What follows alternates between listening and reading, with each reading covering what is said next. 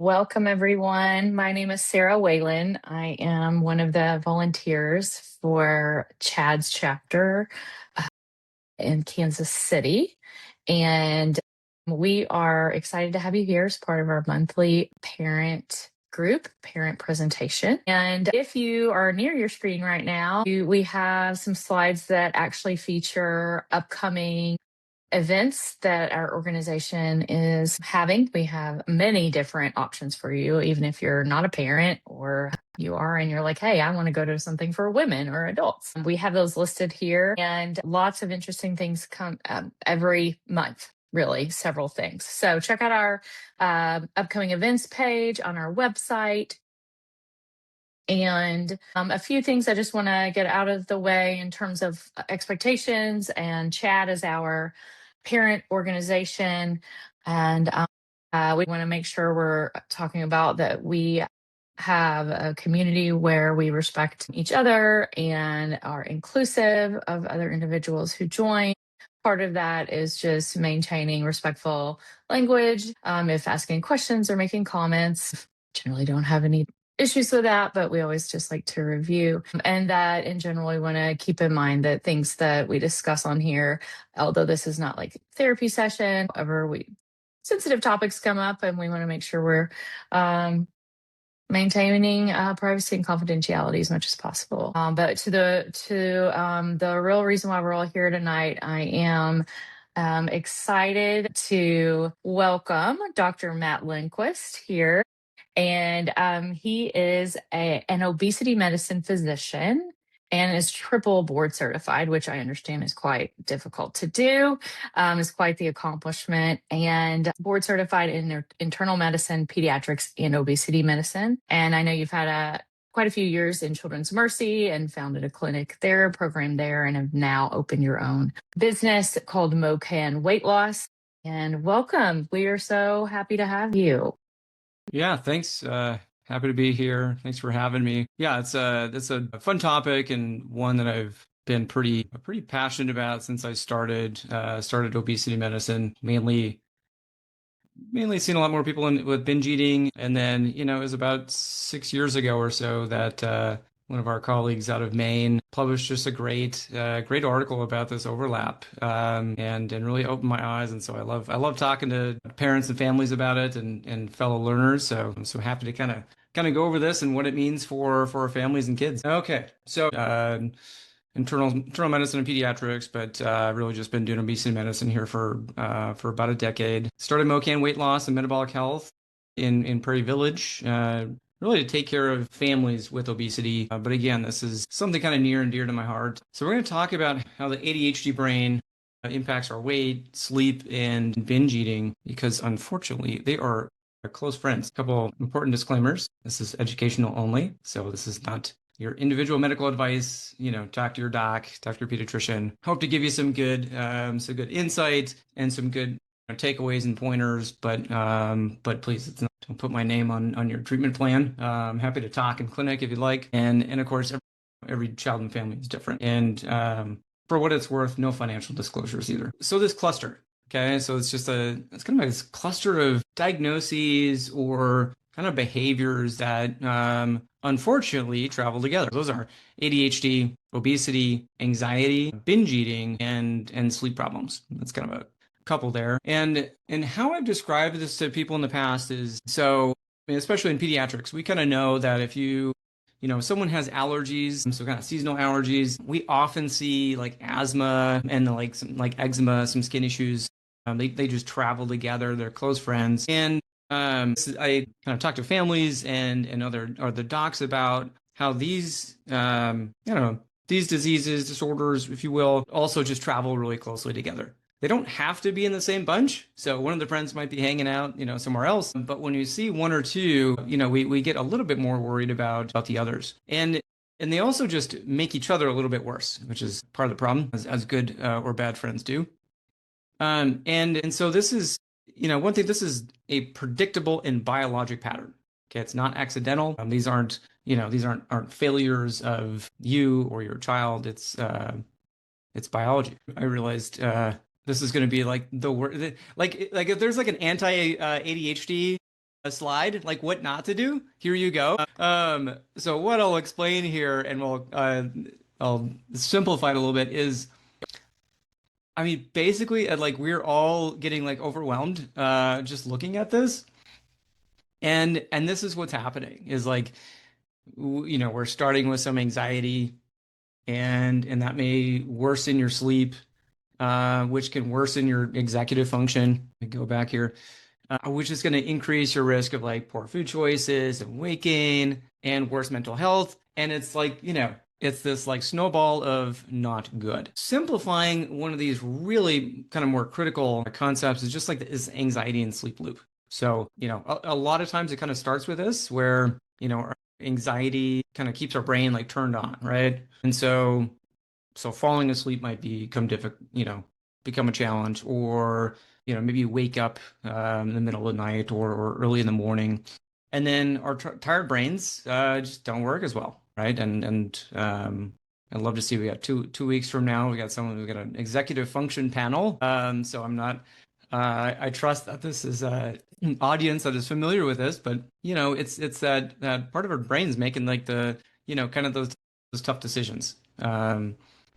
And so then not only do we like kind of lose some of that, but then we individually kind of get these like increased sugar cravings, increased hunger. Okay. We want that quick energy, almost like as a replacement for a lack of sleep. And then, okay, and now we're on this bad cycle. Okay. So this is just like one of the kind of loops that kicks things off. Couple other pieces of this is anxiety can in itself can cause us like unhealthy stress. So there's some healthy stresses, but in this case, it's this unhealthy stress. And that's, an important piece of the story, not the whole story, is cortisol, right? So kind of our bad stress hormone. That in and of itself can worsen sleep further. And then the really annoying thing about cortisol is not only will it kind of deposit fat around our belly, so exactly all the places we don't want it, and then that can cause all the, kind of like health problems down the road. But it also like breaks down our muscle, really important for our metabolism and weight maintenance long term, and then increases insulin resistance, which we want good insulin sensitivity. So if we want to use energy appropriately, then, so then a little bit, we got adding that bad sleep. So kind of diving into like what that means further. So inadequate sleep, we can have decreased metabolism. Hunger hormones go up. And then satiety, so we have a whole different bucket of like what we call satiety or like fullness hormones. Okay. Those go down. So like all these things that we don't want to happen when we're trying to maintain our weight and our health are going the opposite ways. So, we're kind of just getting into this like why, why does this happen? And why is it so important to make sure we're addressing like each piece of this puzzle? Then now kind of coming back to this cluster, one of the biggest pieces of this is just this like reward deficiency. So dopamine, sure you guys have heard it plenty in these talks. One of the very important pieces of ADHD, as well as norepinephrine, kind of one of our adrenaline type hormones, kind of just have this low baseline dopamine a lot of times in an ADHD brain. So it's seeking for that stimulation a lot in the environment. So then when it comes to our weight management and just overall health, one of the easiest things we can do to go get that increase the dopamine is our food. And unfortunately, we're here in America in 2026 where we have a bit too much of an abundance of fast, reliable, no fiber, highly palatable foods. And this is an evolution problem, right? Our brains, if we were, 1,000 years ago and we didn't have any food around, we would search pretty hard to go find something. And if you didn't get this big burst of happy hormone, well, you might not go like chase that lion. So it's there for a reason, but it's just not as adaptive anymore. And and then with these foods and just like fast food, for example, we don't have to plan for it. There's no preparation. It's just quick. Okay. So again, this is a biology problem. It's not a discipline problem, doing things wrong. It's just that's how we were created and then how our brains work a little bit different. Now, with that, I want to just kind of like briefly mention this kind of binge or emotional eating. We won't like dive too far into it, but it comes up a lot. And some binge eating. So kind of the definition here is just like kind of eating like way more than what a quote like normal person would in like one sitting, if you will. We've all done it. So we've all had sat down with like some popcorn, bag of chips, something like that. And we're like, okay, what the hell? What did I just do? So understand this is, we all have it to some extent. Where it becomes more of a like disorder is the frequency. So if this is happening a couple times a week, some people it's every day. But the cutoff here is about 2 episodes a week. If it's a couple times, a couple times a month, okay, some behavioral things you can do. If it's more than twice a week, and over a longer period, that's when we kind of start to get a little bit more concerned, and we um, have some further questions and some treatment options. But the other really important pieces of this is there's like this loss of control. It's not, oh, I'm still hungry, so I'm still eating. It's no, I was satisfied. I kept going. I could not stop. And then if you don't care about it, it's just like, oh yeah, I did it. It's fine. That's okay in a sense. But oftentimes it comes with this like shame, guilt, just kind of beating up on yourself. And importantly, there are no other like purging. So you or kid aren't making themselves sick afterwards, feeling like excess running, taking laxatives, things like that. So I thought very, important to know that, hey, this, if it happens every once in a while, that's pretty normal. There's some things that you can do behaviorally to minimize it. But if it's happening pretty often, that's something to make sure, talk to your pediatrician about, come see a specialist, etc. Because it's thankfully there are medications. There's also plenty of behavioral things you can do. And it's much easier to treat earlier in the lifespan than it is when someone's 50. Couple notes, counseling around eating disorders it's super hard to come by. Most that you're going to find are going to come from like an eating disorder background. If you or your kid also happens to have obesity, that could be because I mean, ideally, you can't ignore one or the other. You have to treat both. They're both problematic. They're both a risk for their health long term. So you want someone that can address that, but without like totally ignoring the disease of obesity, because it is. So just be careful of that little nuance. I'm happy to announce we've got Dr. Amy Beck, really amazing clinical psychologist. I worked with her for years at Children's Mercy. She works with us at MoCan. I know there's some others in town, but it's unless you're doing like intensive outpatient or inpatient stuff, it's just hard to find people in the eating disorder space.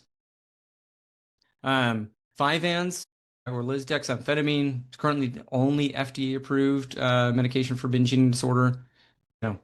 Well, classic ADHD stimulant med. Contrave, plenty of evidence that Contrave could be really beneficial in these patients as well.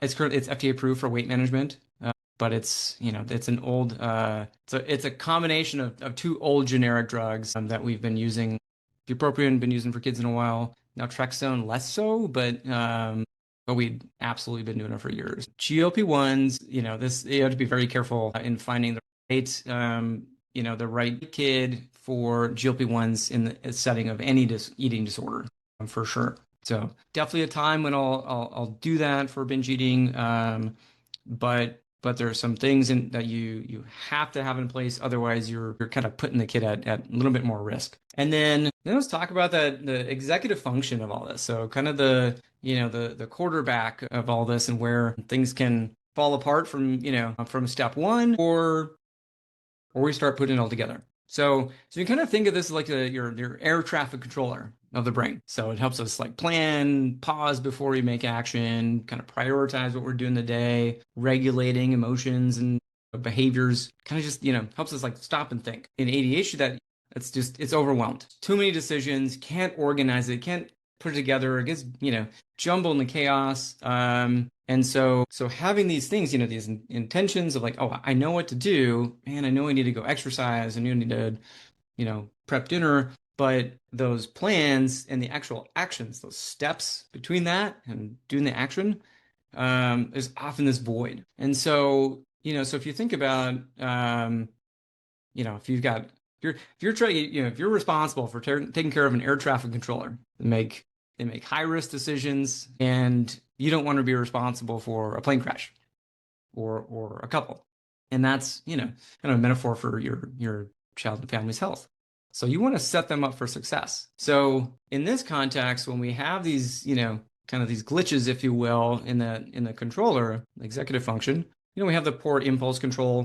We kind of eat before we decide, oh man, I actually didn't like, I'm not that hungry, or you know what, this does not align with my health goals. Time blindness. This is, I mean, I see this every single day in clinic. I just forget.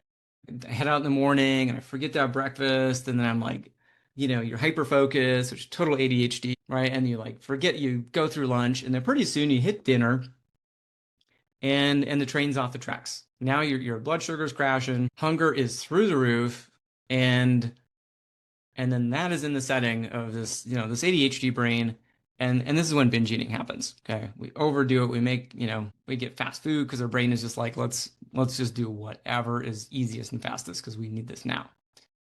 So this isn't like you're not being bad. It's just we have this like delayed regulation problem. So how do we fix that? So to think about how we take care of this air traffic controller to not mess up very important high risk traffic, we give it structure. And so we structure the day. So all these little decisions, these little steps, you don't have to think about them. It's kind of automated. If you're sleep deprived, we would not want someone sleep deprived taking care of, being responsible for us when we're in the air and we're trying to land, right? And I'm kind of thinking like, okay, what would I do? How would I take care of this person? Exercise. You start the day with exercise, middle of the day, get them moving, get the blood flowing a little bit. Exercise dramatically increases our brain function over at least like 4 to 6 hours, can be a little bit longer. But I'd love to tell my fellow nerds in clinic, if they're like oh, I want to be a doctor, I want to go to college. I'm like, okay, you're crushing it in grades. They could be better. You could think even better. And that's where you plug in that exercise. And then nutrition. We don't want their sugar crashing.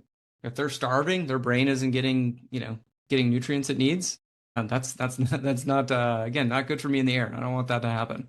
They're going to have just worse functioning in the moment.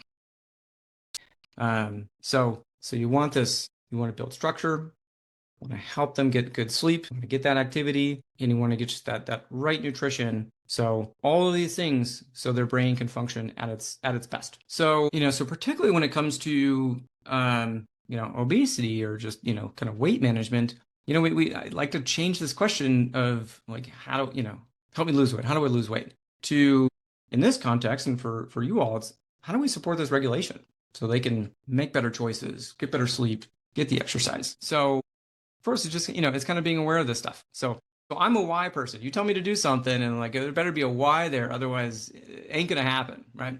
So this is this first part of this talk is really just for your awareness. Why do these come together? Why does your brain work like this? So just knowing, hey, some of us, and again, it's an evolution problem. Our brain is wired to seek stimulation. Okay, so just understand that. And in our current world, with all the crap around us for food, its brain is doing its job, but it's doing it too well in a bad environment for them. So not your fault, and there's things we can do. So first, kind of let's think about this like dopamine menu. If you got a limited menu, like food's the only option, yeah, we got trouble, right? And if you don't plan the options, then again, we're gonna go to like what's easiest, and food could be drugs, right, etc.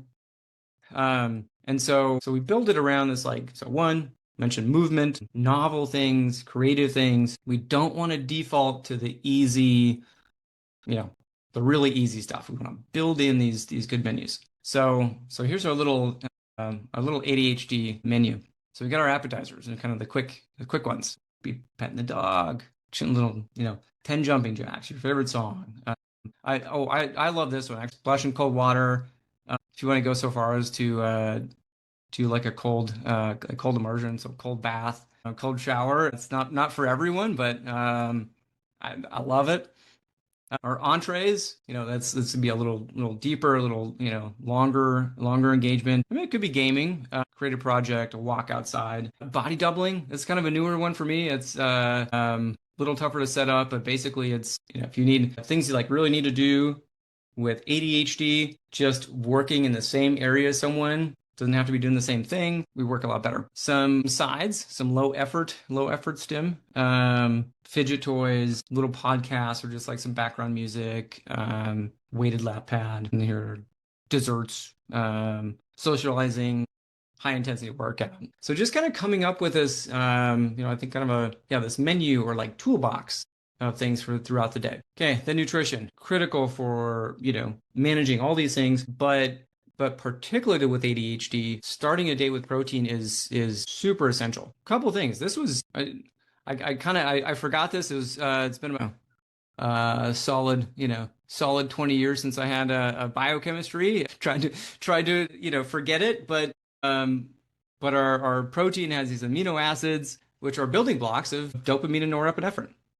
So if you're not getting this, you can literally have this like short-term deficiency in the essential things to make dopamine and norepinephrine. We're gonna have troubles with, impulse control, executive function. If your kid's on stimulants, having it with a protein can kind of slow down that absorption, okay, and kind of ease that evening fall off. So it's not just like this cliff and then we get, trains off the tracks. The other piece of that is the like emotional kind of binge eating stuff. So making sure we're getting those kind of consistent meals throughout the day and starting not with like simple starches and sugars, but some protein and or fiber. It's just gonna kind of cool those like any like potential sugar crashes and just those big hunger peaks when that's our kind of a big risk for like the loss of control eating. So again, structure, right? Talking about structure. Critical here. So as much as possible, try to avoid sugar. I will tell you as a fellow parent of like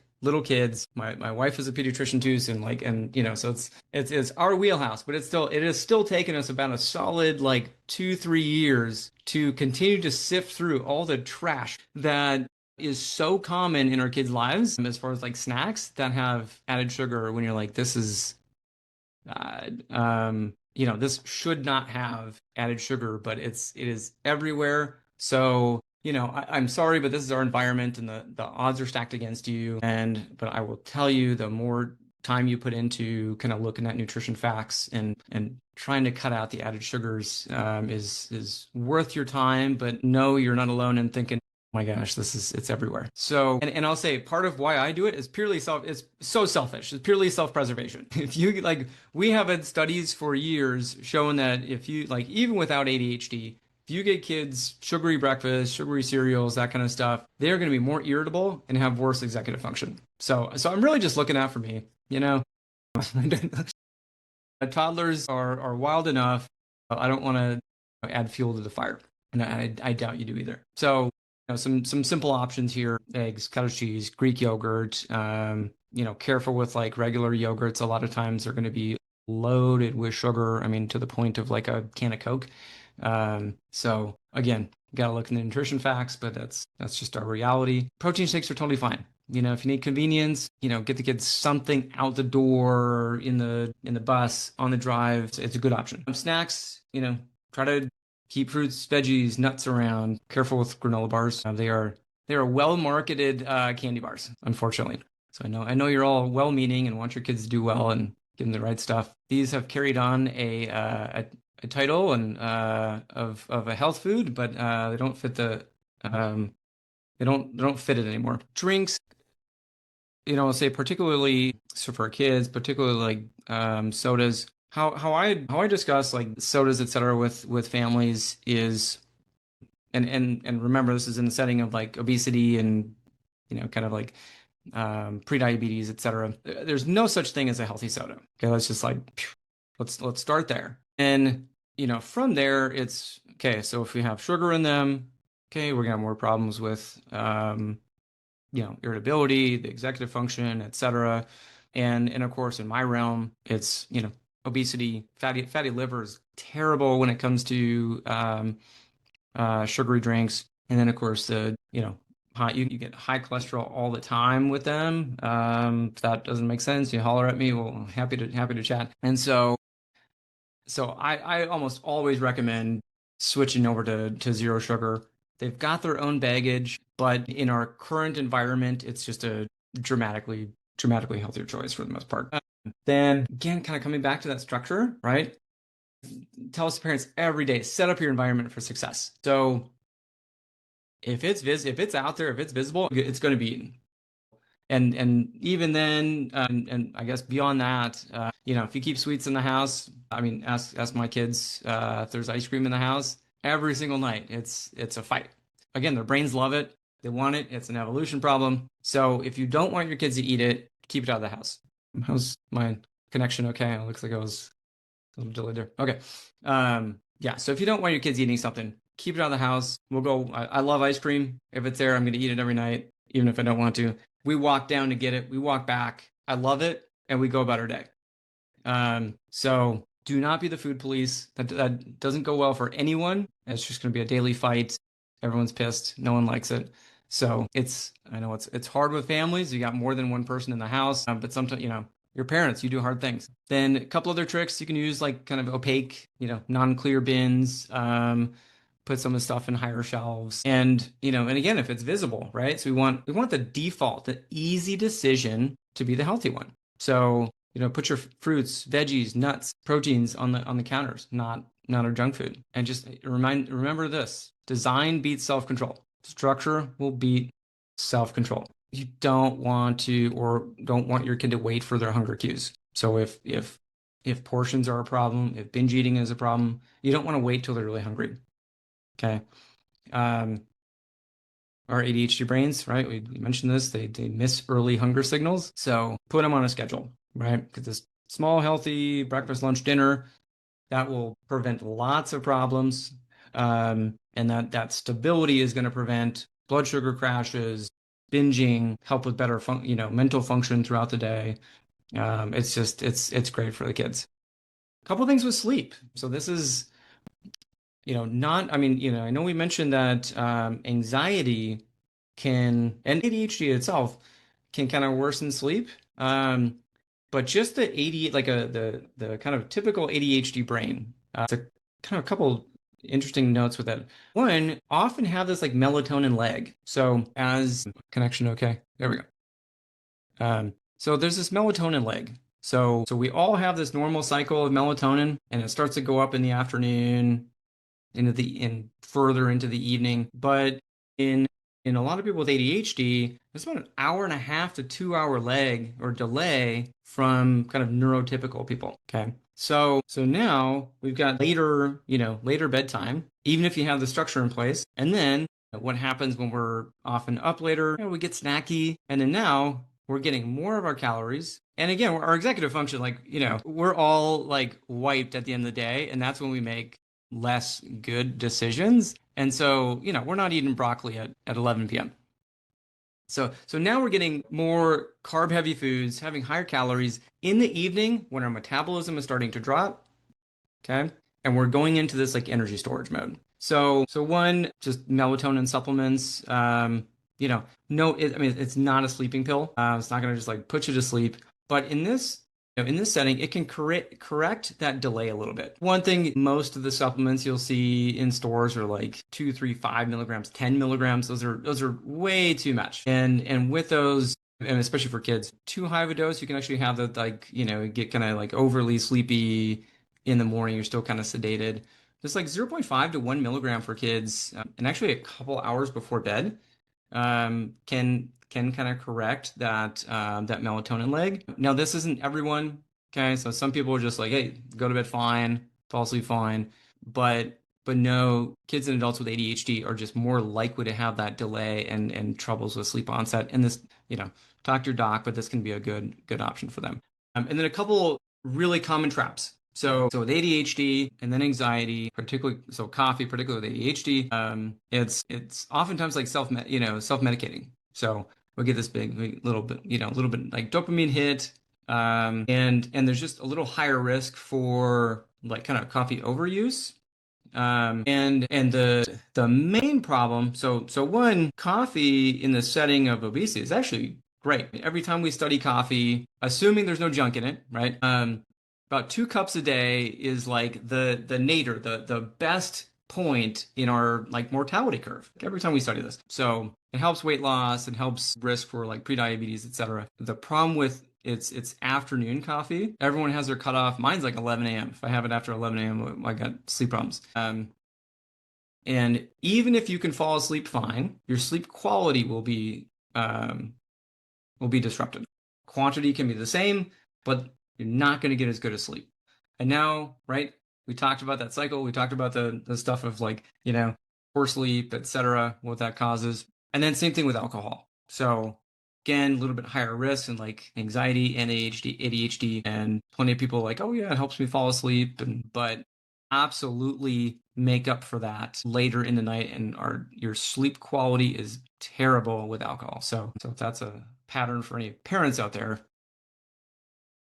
noted. And then, how to talk to ADHD brains. So kids with ADHD brains. So as you all know, kids know everything and they know that you know absolutely nothing. And most of the time the same goes for me in clinic. So help them find their why. So you know your kids the best. You know what drives them. Do they want to be a good athlete? They want to go to college, they want this job, like whatever. I mean, you can tie nutrition, exercise, sleep to there's I have yet to come up with hear a why that I couldn't tie these behavioral things to. So if you help them find those answers themselves, basically this is motivational interviewing, but the more that you can guide them to find those answers and feel like they're the ones making the decision, because hey, I want to be a better student. I want to beat Becky at soccer tomorrow. The easier these behaviors are going to be. But if you just tell them what to do, like I think you know what's going to happen. And the parents, you're not failing. You're crushing it. You're here. You're in the support group. You're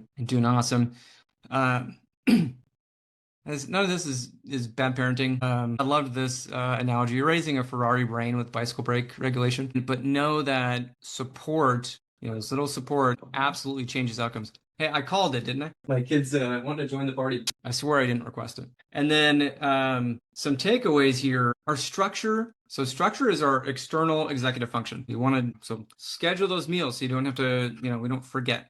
Keep the unhealthy, tempting foods out of the house. Put the healthy stuff that you want to eat, that you want your kids to eat, visible. Help set up that foundation for good sleep, because without that, as humans, we don't do anything very well. Pills aren't skills, so we need both. And one of my favorite things, because it's particularly in obesity, because weight management is just hard and annoying, and it's just progress over perfection.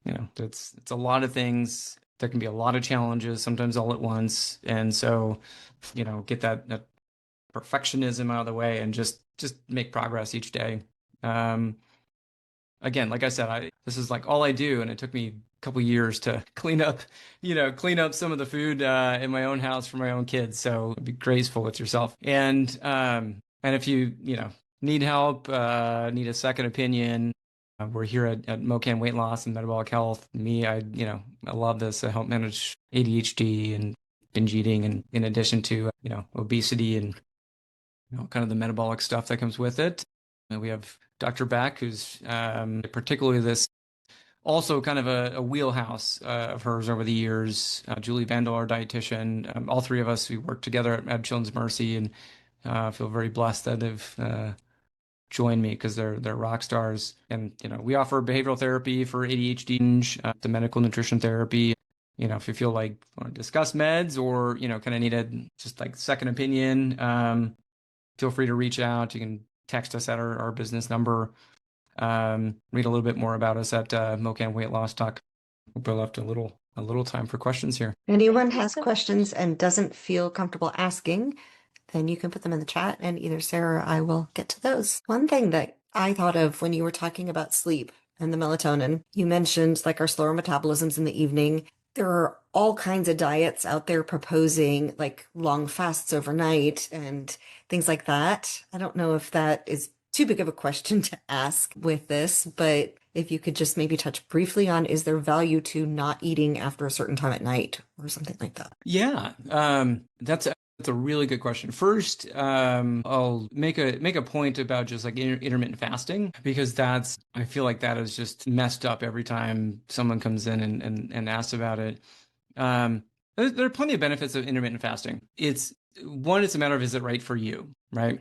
So if you have a history of binge eating, troubles with portions, etc., you have ADHD, anxiety, Man, don't love intermittent fasting. And particularly when, all of the data says that it is best when we kind of think just like eat by the clock, or like eat by the day, the sun, right? So you break fast, do it a little earlier, and then your eating window is kind of when it starts to get dark. I'd be happy to nerd out about like all the reasons why that's the ideal way, but of course everyone does it opposite, right? So everyone's just like kind of intermittent fasting, like eat, I skip breakfast and don't eat until like lunch, and then I'm done at like 8 or 9. Man, that is not, in general, not the way to do it. And again, as I think as we, kind of laid out here, definitely doesn't work well for the ADHD brain, anxiety. So there's that piece I just see wrong every single time. To your specific question though about, is there a good time that like we should probably stop eating?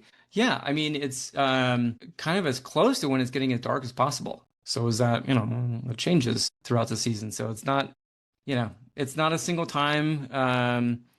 Knowing that for our patients or for our families here with kids, man, it's tough to do for a lot of families.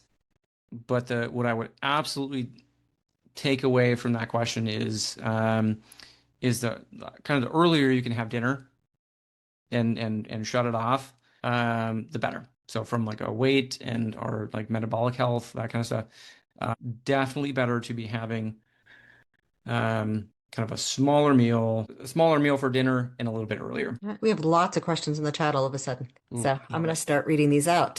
I'll First be quicker then. is it worth going to a sleep clinic once a child has been diagnosed with ADHD, or does ADHD make a sleep clinic visit moot since so much is already known about the relationship between ADHD and sleep?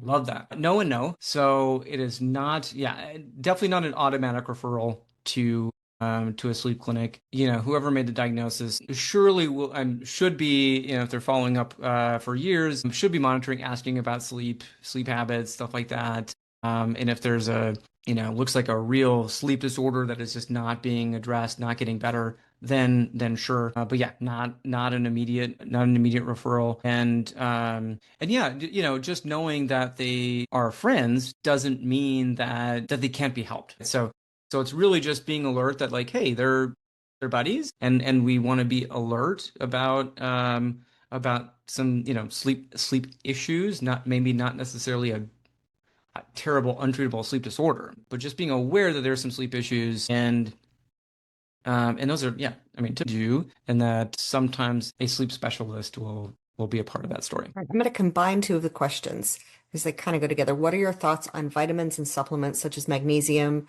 to support sleep or others for anxiety when you have ADHD? And then part two of that related question is, what would the maximum milligram of melatonin for adults be? I'm going to give a vague answer for the magnesium. In general, in this setting, I kind of like it. There's some potential benefit with anxiety, can help with sleep. But with that said, like there are times where you would not want to give it. So, I would definitely not say like no. It's a fairly reasonable thing to look into with your as far as other like random, other supplements. Generally, recommend people just be really careful about spending too much on kind of bogus claims. So if someone tells you that it fixes everything, it fixes almost nothing. And I mean, people have gone broke, half broke, trying to help their weight when like, I look in their initial questionnaire in 2 minutes, I can see, okay, you've had multiple family members that have had bariatric surgery and diabetes. I found your answer. So just